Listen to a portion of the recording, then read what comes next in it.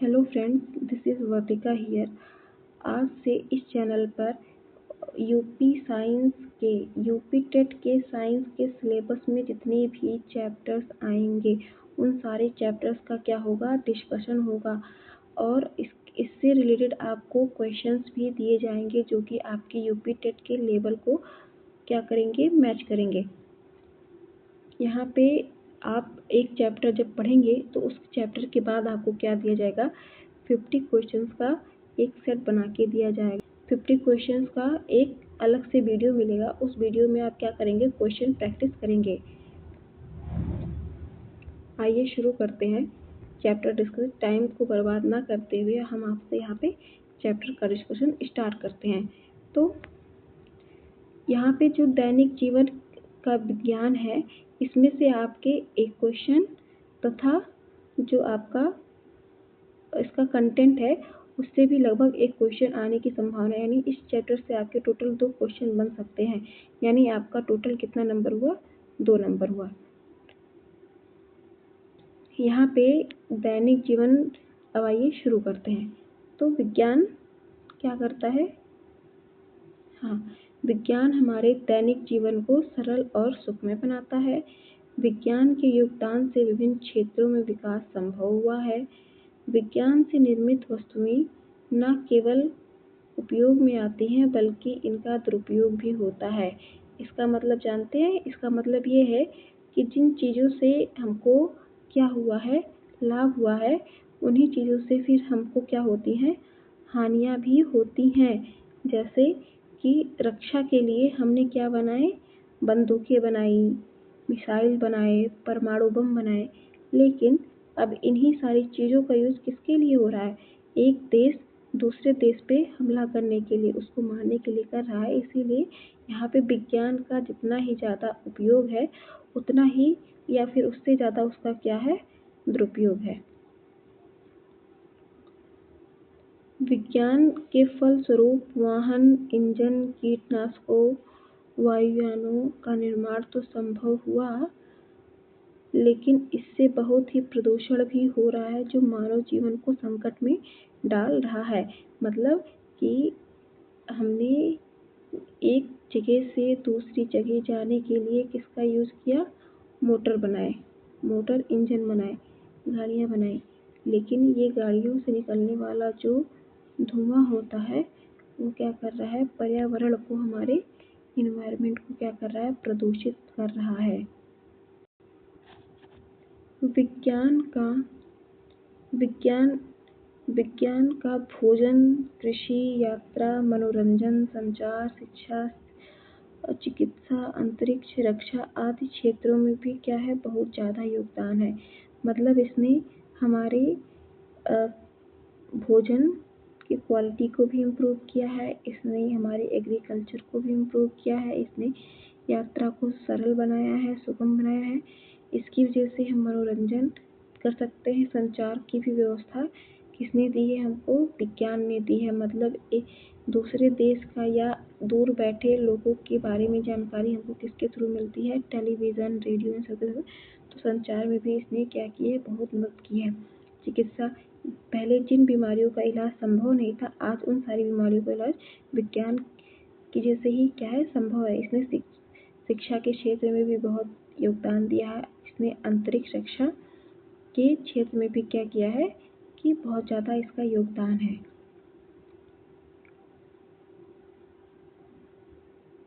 अब यहाँ पे आपको कुछ वैज्ञानिकों के बारे में बताया गया है। वो भारतीय वैज्ञानिक भी हैं और कुछ विदेशी वैज्ञानिक भी हैं। तो यहाँ पे इनसे आपके लगभग एक क्वेश्चन बनने की संभावना है। यानी कम से कम आपको इससे एक क्वेश्चन आ सकता है। तो यहाँ पे जितने भी वैज्ञानिक का नाम दिया है और उन्होंने जितने भी खोजें की हैं उनको आप ध्यान से पढ़िएगा और याद करिएगा। यहाँ पे देखिए, जगदीश चंद्र बोस, इन्होंने क्या किया था, पौधों की संवेदनशीलता का अध्ययन किया था। सर सीवी रमन ने क्या किया था, प्रकाश के प्रकीर्णन यानी रमन प्रभाव का अध्ययन किया था या इसकी खोज की थी। होमी जहांगीर भाभा ने किया था, परमाणु और ब्रह्मांडीय विकिरण का अध्ययन या फिर खोज की थी। विक्रम साराभाई ने अंतरिक्ष अनुसंधान की खोज की थी। मतलब अंतरिक्ष में इनका क्या है, योगदान है। डॉक्टर APJ अब्दुल कलाम, इनका प्रक्षेपण शास्त्र और मिसाइल में योगदान है। डॉक्टर कस्तूरी रंगन, इनका प्रक्षेपण शास्त्र में योगदान है। डॉक्टर हरगोविंद खुराना, इनका आनुवंशिकी संहिता की स्थापना यानी आनुवंशिकी जो कोड होती हैं उनमें इनका क्या है, योगदान है। सुब्रमण्यम चंद्रशेखर, इनका खगोल विज्ञान में क्या है, योगदान है। कल्पना चावला ने क्या किया था, अंतरिक्ष विज्ञान में इनका योगदान है। ये तो हमारे रहे भारतीय वैज्ञानिक। अब कुछ विदेशी वैज्ञानिक भी हैं जिनका योगदान विज्ञान के क्षेत्र में बहुत ही महत्वपूर्ण है। पहले हैं एडवर्ड जेनर।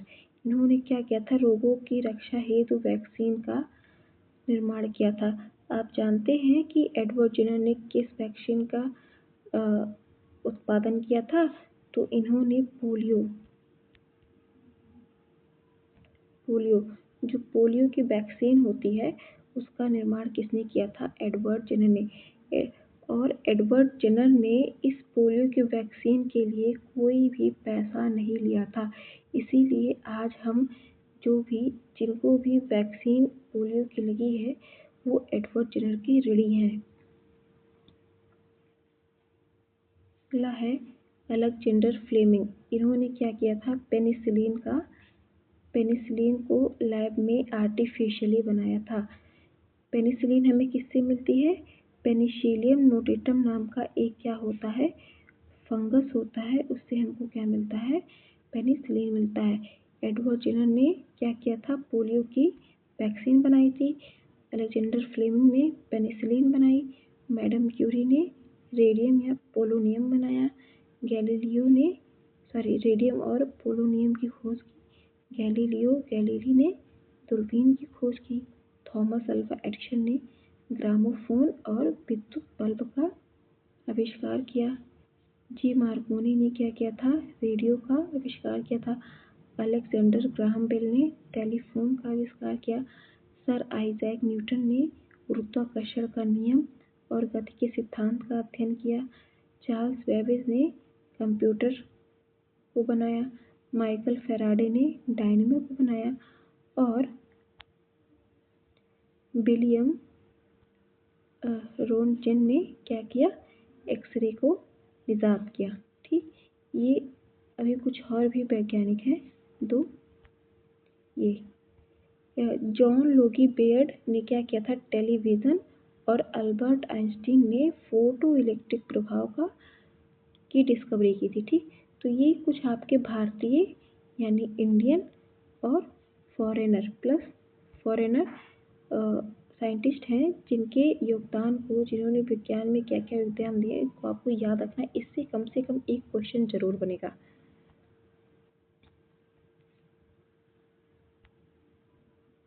आगे है भारतीय अंतरिक्ष अनुसंधान संस्थान यानी इसरो की स्थापना कब हुई थी? 15 अगस्त 1969 में हुई थी और इसका मुख्यालय कहाँ पे है? बेंगलुरु में है। इसरो की स्थापना 15 अगस्त कब? 1969 में हुई थी और इसका मुख्यालय कहाँ है? बेंगलुरु में। बेंगलुरु में इसका क्या है? मुख्यालय है। इसरो का काम क्या है? इसरो का काम है आर्टिफिशियल उपग्रहों को बनाना, मतलब जो उपग्रह है उनको आर्टिफिशियली बनाना और उनको अंतरिक्ष में छोड़ना। और इन उपग्रहों का काम क्या होता है कि ये दूरसंचार यानी कम्युनिकेशन, मौसम यानी वेदर, उपग्रह आपदा प्रबंधन यानी जो भी घटनाएं होती हैं उनका, शिक्षा संबंधी उपग्रह होते हैं जो इन सारे चीज़ों का क्या करते हैं, सूचनाएं हम तक पहुंचाते हैं। आगे बढ़ते हैं, मानव विज्ञान। ठीक,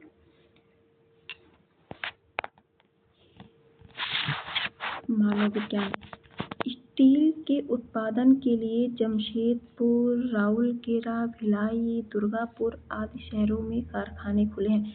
इनसे भी आपका कम से कम एक क्वेश्चन आता है।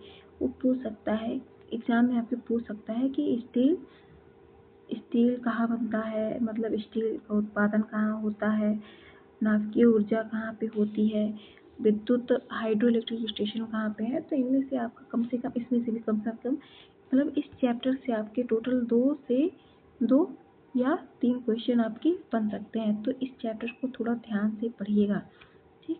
तो यहाँ पे देखिए, स्टील के उत्पादन के लिए कौन सा, जमशेदपुर, राउरकेला, भिलाई, दुर्गापुर आदि शहरों में कारखाने खुले हैं। तो पूछेगा कि स्टील का कारखाना कहाँ है, तो इसमें से आपको 4 ऑप्शन देगा। तो इसमें से कोई ऑप्शन देगा तो आपको टिक करना रहेगा। तो वही आपका क्या होगा, अगर क्या है, पहला जमशेदपुर, राउरकेला, भिलाई, दुर्गापुर। अगला है, रिहंद में जल शक्ति से विद्युत बनाने के लिए हाइड्रो इलेक्ट्रिक स्टेशन स्थापित हैं। किसमें, रिहंद में। रिहंद में क्या है कि पानी से जो बिजली बनती है, पानी से जो बिजली बनती है उसका स्टेशन कहाँ पे है, वो रिहंद में है।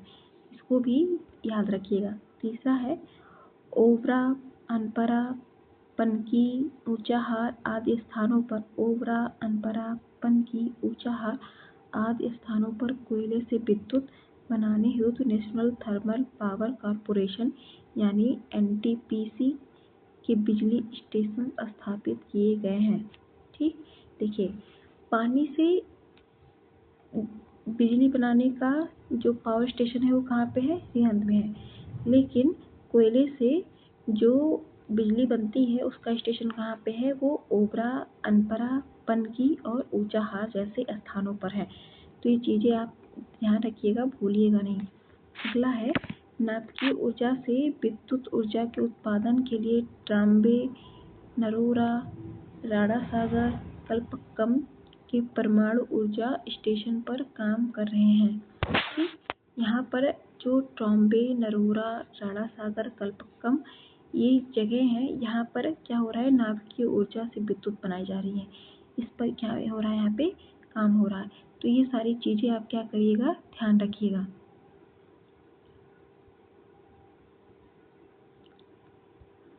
अब बात आती है हरित क्रांति की। हरित क्रांति, तो इसका, ये तो आपका क्या है, डेफिनेशन। उसका डेफिनेशन देख लीजिए। इसका डेफिनेशन क्या होता है, आधुनिक कृषि उपकरण, यानी जो हमारा ट्रैक्टर होता है, जो हमारी सीड होती है, या जो हमारा ट्रैक्टर होता है, जो थ्रेसर होता है, जो सीड ड्रिल होता है, मतलब जितने भी मशीनें हैं वो सारी चीज़ें, क्या कह रहा है कि आधुनिक कृषि उपकरण यानी ट्रैक्टर, सीड ड्रिल, थ्रेसर, ये सारी चीज़ें उन्नतशील बीजों, यानी जो जेनेटिक इंजीनियरिंग के थ्रू जो सीड बनाई गई हैं, वो उर्वरक यानी पोटास, आपका पोटाश हो गया, ठीक, या फिर क्या हो गया, यूरिया हो गया, ये सारी चीज़ें क्या है, उर्वरक है। और पर्याप्त सिंचाई के साधन यानी जैसे ट्यूबवेल। कृषि उपज में आशातीत वृद्धि को हरित क्रांति कहते हैं, ठीक। क्या कह रहा है कि जो कृषि उपकरण हैं, उन्नतशील बीज है, उर्वरक है और पर्याप्त सिंचाई के जो साधन है, इनके माध्यम से जो खेतों में हम अपनी आवश्यकता से ज़्यादा या फिर बहुत ज़्यादा या फिर अच्छी मात्रा में जो फसल का उत्पादन कर रहे हैं, वो क्या कहलाता है, हरित क्रांति कहलाता है। हरित क्रांति के जनक कौन है, स्वामी एम.एस. नाथन है।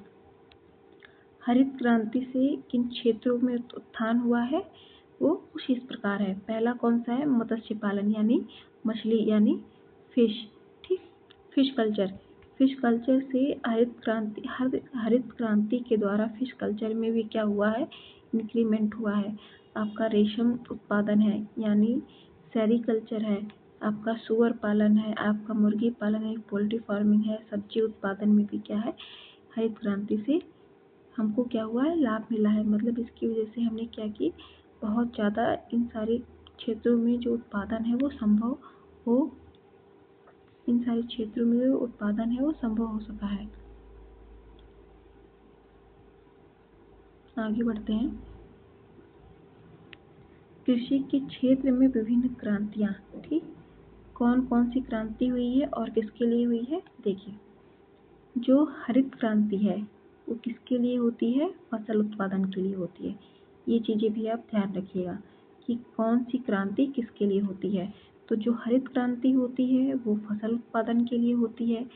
श्वेत क्रांति दूध उत्पादन के लिए, यानी श्वेत मतलब क्या होता है, सफ़ेद होता है, और दूध भी आपका क्या होता है, सफ़ेद, इसलिए श्वेत क्रांति किसके लिए होता है, दूध उत्पादन के लिए। पीली क्रांति तिलहन उत्पादन के लिए। तिलहन यानी सरसों से ही आप समझ लीजिए कि सरसों का जो फूल होता है वो कैसा होता है, पीला होता है। तो पीला क्या है, सरसों, तो तिलहन यानी वही कि पीली क्रांति किसके लिए होता है, तिलहन उत्पादन के लिए होता है। भूरी क्रांति क्या होता है, उर्वरक उत्पादन के लिए होता है। और नीली क्रांति किसके लिए होती है, मत्स्य पालन यानी फिश कल्चर के लिए होती है। यहाँ पे देखिए, हरित क्रांति फसल उत्पादन, श्वेत क्रांति दूध उत्पादन, पीली क्रांति तिलहन उत्पादन, भूरी क्रांति उर्वरक उत्पादन, और नीली क्रांति किसके लिए होती है, मत्स्य उत्पादन के लिए होती है। डॉक्टर वर्गीज कुरियन को श्वेत क्रांति का जनक कहते हैं। ये चीज़ें आप अंडरलाइन कर लीजिएगा और उसको ध्यान में रखिएगा, ठीक। श्वेत क्रांति के जनक कौन है, डॉक्टर वर्गीज कुरियन। और हरित क्रांति के जनक कौन है, स्वामी एम.एस. नाथन। ये तो हमने आपको पहले ही बताया, लेकिन जो श्वेत क्रांति के जनक है वो कौन है, वो डॉक्टर वर्गीज कुरियन है। और श्वेत क्रांति किसके लिए होता है, दूध उत्पादन के लिए होता है। यहाँ पे हमारा चैप्टर खत्म होता है। लास्ट में आपका क्या है, एक कोटेशन है कि your mind is your greatest weapon, train it to see opportunities and obstacles. मतलब आपका दिमाग ही आपका क्या होता है, सबसे बड़ा हथियार होता है। और इस अपने दिमाग को आप अपॉर्चुनिटीज और ऑब्स्टिकल्स को देखने के लिए ट्रेन करिए। वीडियो अच्छी लगी हो तो लाइक करें, शेयर करें और सब्सक्राइब करें। Thank you.